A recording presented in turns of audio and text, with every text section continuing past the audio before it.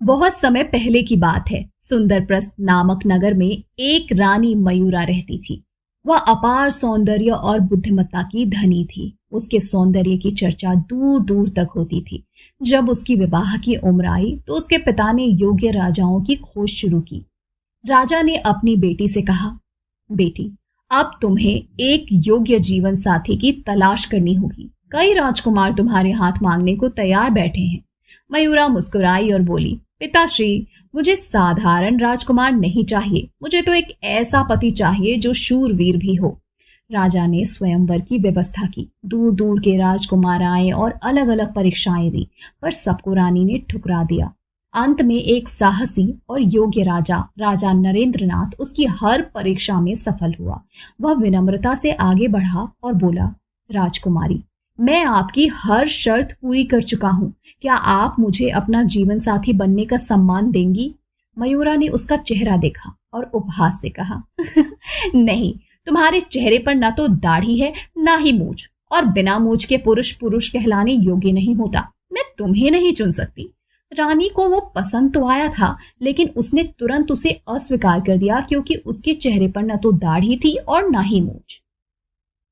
नरेंद्रनाथ अपमानित होकर लौट गया। कुछ समय के बाद एक रात मयूरा ने महसूस किया जैसे उसके होठों के ऊपर कोई कीड़ा काट गया हो। जब वह सुबह उठी तो चीख पड़ी, हे भगवान, मेरे चेहरे पर ये मूछें, ये कैसा अभिशाप है।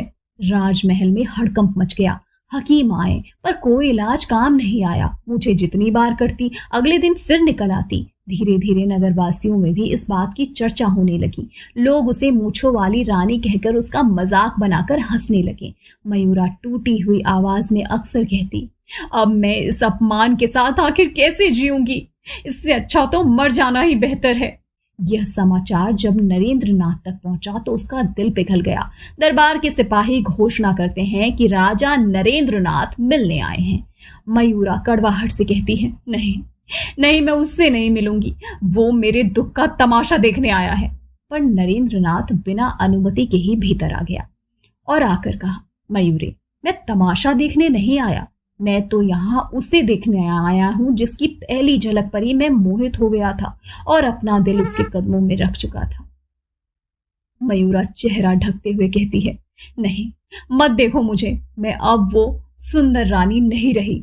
नरेंद्रनाथ धीरे से करीब आकर कहता है, तो मैं फिर खुद ही देख लेता हूँ। वो घूंघट पकड़कर धीरे धीरे हटाता है। रानी विरोध करती है पर घूंघट हट जाता है। नरेंद्रनाथ उसकी मूछें देखकर भी विचलित नहीं होता।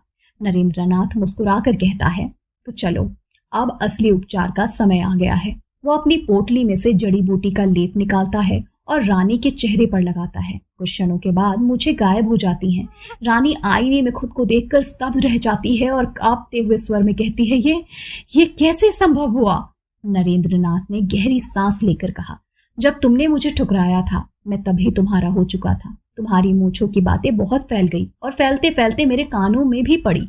बस तभी मैंने ठान लिया कि चाहे जो भी हो जाए मैं तुम्हें इतने कष्ट में रहने नहीं दूंगा। और फिर मैं हिमालय की कठिन यात्राओं पर निकल गया। वहां के साधुओं से यह औषधि लाई सिर्फ तुम्हारे लिए। मयूरा की आंखें भर आईं और वह बोली, महाराज, मैंने आपका तिरस्कार किया और आप मेरे लिए इतना कष्ट सहके, मुझे क्षमा कर दीजिए।